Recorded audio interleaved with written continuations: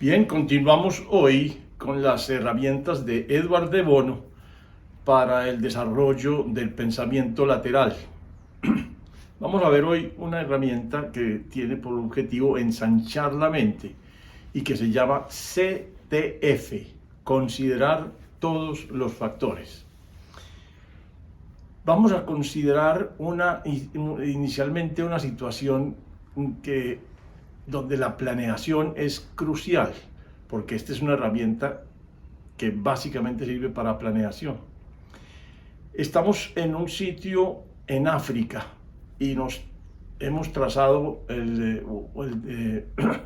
un camino para llegar a una ciudad específica, pero para ello tenemos que cruzar gran parte de la selva y gran parte de un desierto extenso. Para ser exhaustivos podemos decir, vamos a mirar todos los factores que influyen sobre la efectividad de este viaje. Entonces cogemos, por ejemplo, la eficacia y empezamos a pensar en factores que tienen que ver con el hecho de que sí lleguemos al destino previsto. Entonces decimos, hombre, necesitamos, por ejemplo, mapas, necesitamos todas las orientaciones que nos permitan orientarnos en la selva, en la noche y en el desierto.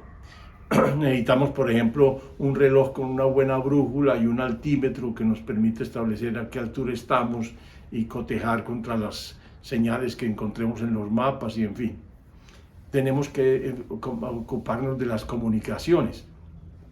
¿Cómo nos vamos a ocupar? Tanto con la gente que queda como con la gente de los lugares a donde vamos a pasar.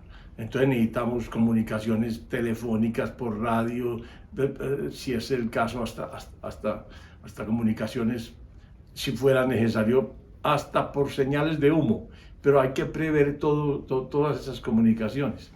Hay que prever cómo nos vamos a desplazar, cuántos son los kilómetros o las millas que debemos recorrer y cuáles son los medios específicos de transporte que podemos utilizar, porque unas veces será en mula, otras veces será en camello, otras veces será en caballo, otras veces será con nuestros propios pies y nuestros propios medios de locomoción. Y es muy seguro que en algunas partes necesitemos además disponer de una pequeña embarcación o de unas balsas, en fin. Necesitamos prever todo lo que sea el desplazamiento y los medios de desplazamiento y de movilización. Así como todos los medios de comunicación, como dije, tenemos que tener además todos los instrumentos que nos permitan navegar o transitar durante la noche. Por ejemplo, si es necesario llevar un sextante, cosas que nos permitan orientarnos por las estrellas, hay que considerarlo. ¿Por qué? Porque no se trata simplemente de una digamos, subsistencia o supervivencia en la selva y en el desierto. Se trata de trasladarnos desde un sitio concreto donde estamos hasta un destino final. Entonces nosotros tenemos que vigilar muy bien que no nos perdamos del terreno, que no nos desviemos, que vamos siempre, cada vez que avancemos, aproximándonos al destino final, que es lo que tiene que ver directamente con eficacia. Luego cogeríamos todos los factores que están asociados con eficiencia, que son aquellos factores que nos permiten reducir el esfuerzo necesario para avanzar una unidad, en este caso una unidad de producto o servicio que sería 1 kilómetro o 1 milla. ¿Cuánto esfuerzo nos gastamos en ese desplazamiento, en esa unidad?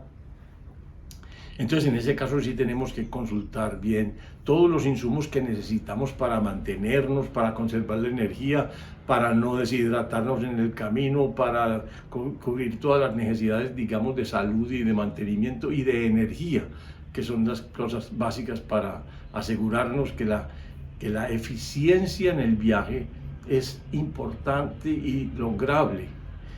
De igual manera tendríamos que coger la tercera dimensión, que es la amigabilidad, para buscar allí todos los factores asociados con los lazos que tenemos que estrechar tanto con la gente que queda como con la gente que vamos encontrando durante la ruta, como con el entorno y el ambiente que vamos transitando y como la gente final a la cual vamos a a llegar y con la cual vamos a contactar. En esa dimensión están incluidos no solamente el estrechamiento de los lazos con esas personas, sino el tratamiento cuidadoso del ambiente para no ir dejando unas huellas equivocadas con unos problemas ambientales serios mientras vamos por allí transitando. Y necesitamos también incluir todo lo que sea ayudas para que la gente pueda, por ejemplo, ocuparse en su tiempo libre y entretenerse, si es el caso, con algo que le dé sentido a su permanencia y a la espera de una jornada nueva en la cual tenga que desempeñarse. Todo eso tendría que ver con la amigabilidad, y si nosotros logramos enfocar la efectividad del viaje completa con todos los factores que nos aseguren las tres cosas: eficacia, eficiencia, amigabilidad, nosotros podemos ser exhaustivos en principio y asegurarnos que consideramos todos los factores necesarios para hacer una planeación de vida. De manera que el CTF es una gran herramienta para la planeación, que no utilizamos muchas veces en esta época porque no tenemos esas circunstancias difíciles como las estoy pintando en el África. Porque en este momento uno viaja con una facilidad increíble a cualquier otro país y casi que lo que depende es de que las vías aéreas estén disponibles y estén cumpliendo sus rutas debidamente. Pero entonces uno, en principio, por esas facilidades, trata de ahorrarse la planificación cuidadosa del desplazamiento, y eso no es correcto. Y mucho menos ahorrarnos el examen cuidadoso de las situaciones que estamos viviendo, que muchas veces son de alto nivel de conflicto y de alto nivel de amenaza. Entonces podemos utilizar el CTF para considerar todos los factores que están involucrados en una situación y ver cómo los trabajamos y tratamos. Es también una herramienta de exploración muy importante. Yo muchas veces he pensado, si hubiera tenido una inducción importante en la exploración humana, yo hubiera querido hacerle una entrevista o una serie de entrevistas muy grandes a mi padre. Yo fui muy amigo de él, nos quisimos mucho y nos apoyamos mucho. Yo recibí de él sumas muestras de afecto, cariño y guía. Pero aún así fue mucho lo que me quedó faltando en principio, y después de que murió hace muchos años, yo decía, por Dios, si yo hubiera tenido un principio de examen de la situación, yo hubiera podido indagar todos los factores importantes del desarrollo de mi padre, desde su niñez, cómo fue creciendo, cómo fue su desarrollo mental y afectivo. Él era odontólogo de profesión. ¿Cómo fue que eligió esa carrera? ¿Qué herencias, digamos, culturales recibió en su familia para orientarse hacia el campo de la salud y específicamente hacia el campo de la odontología? Me hubiera gustado establecer sus herencias, digámoslo, relativas a la salud. ¿Qué tanto conocía de qué se habían muerto sus anteriores ancestros, por el lado de su mamá, por el lado de su papá? ¿Qué creería él que recibiría y para qué debería prepararse de acuerdo a la posible herencia que tuviera? Me hubiera encantado poder establecer con él cosas muy íntimas, muy importantes. Por ejemplo, cuánto le importó la música, porque mi papá no era un gran músico. Mi mamá sí lo era, pero mi papá no.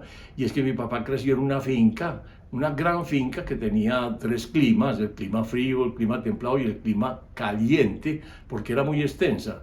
Pero vivió allí, vivió en esa finca y allí se crió muchos años, no sé cuántos. Me hubiera gustado conocerlo y saber de los momentos más importantes. Para mí hay, por ejemplo, un momento que es demasiado importante en la vida de una persona, que es un momento de soledad, en donde lo que se pone en juego es hasta qué punto nosotros contamos con nosotros mismos. Es decir, porque no tenemos quien nos apoye de afuera, ni quien se ocupe de nuestras necesidades desde afuera, sino que somos nosotros mismos los que tenemos que asumir la situación. Les doy un ejemplo. Mi nombre completo es Luis Horacio, Horacio con H, Luis Horacio. Y yo cuando hace unos 73 años más o menos entré a mi primer nivel de escolaridad. En esa época era primero de primaria, así la llamábamos. No se acostumbraba mucho tener un prejardín o un jardín infantil antes del colegio, no. Uno entraba al colegio alrededor de los 7 años y ya empezaba de una vez en primaria. Pero entonces mi primer día fue en un colegio donde recibían todos los muchachos de los distintos cursos de primaria, que en esa época eran 5 años.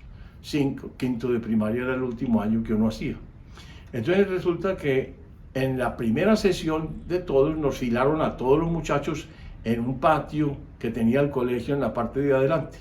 En ese patio empezaron a leer uno por uno los alumnos que correspondían a cada uno de los cursos. Entonces empezaron por el primer curso y cada uno que oía su nombre debía presentarse ante el que estaba leyendo y él lo orientaba hacia qué salón y con qué profesor se debía ubicar. Yo esperé y finalmente no fui llamado. Yo oía inclusive que llamaban a una persona, una muchacha, porque ese colegio era mixto, éramos hombres y mujeres, muchachos y muchachas, y resulta que yo oí que el profesor que estaba leyendo la lista dijo en algún momento, Luisa Restrepo. Por supuesto yo no soy una mujer, no soy Luisa, y había muchos Restrepos además, entonces yo simplemente dije, no, pues ese no soy yo, y yo me quedé ahí quieto. Pero me tocó esperar a que llamaran a todos los muchachos de los demás cursos, que en total éramos alrededor de 150 personas, 150 muchachos. Entonces yo ahí estuve en el puesto de la fila donde me tocó esperando a que todo el colegio, todo, literalmente todo, se ubicara en sus salones respectivos, con sus profesores respectivos, que en esa época era un profesor básico por curso. Entonces, finalmente, no quedó sino el nombre de la tal Luisa Restrepo.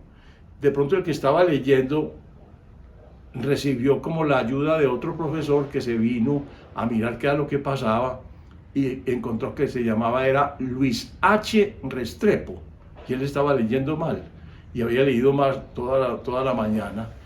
Y el asunto es que yo no me moví un ápice hasta que no me llamaron correctamente. Cuando me llamaron yo simplemente fui hasta allá y me presenté y entonces él me ubicó.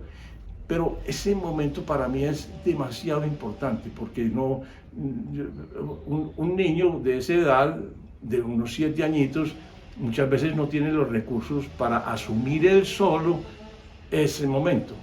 Entonces puede ponerse a llorar, puede inclusive hasta orinarse del susto, si es el caso, porque no sabe manejar esa situación. Pero para mí era importante eso, porque esos momentos son los que, casi que los que le dicen a uno, ¿qué es lo que uno trae? ¿Qué es lo que uno trae? ¿Hasta qué punto uno trae una confianza clara en su ser y que es capaz de abordar una realidad sin ayuda? Con la única ayuda de su discernimiento, su percepción y su decisión de escudriñar y elucidar qué es lo que pasa en el medio. Entonces yo hubiera querido indagarle a mi padre todos los momentos más importantes, sobre todo esos momentos infantiles en donde se anuncia claramente con qué clase de persona está uno trabajando. Y hubiera sido para mí muy importante haber dispuesto de unas herramientas como esta, específicamente por esta, porque me hubiera permitido hacer una exploración supremamente amplia de las condiciones que no solamente afectaban a él, sino que afectaban su futuro y el mío, porque son cosas relevantes para la vida que ambos estábamos trazando, viviendo y transitando. Entonces, CTF, considerar todos los factores. Hagan un ejercicio hoy mismo, con una situación ordinaria de ustedes. Visualicen todos los factores implicados en la situación antes de tomar una decisión. Mucha suerte.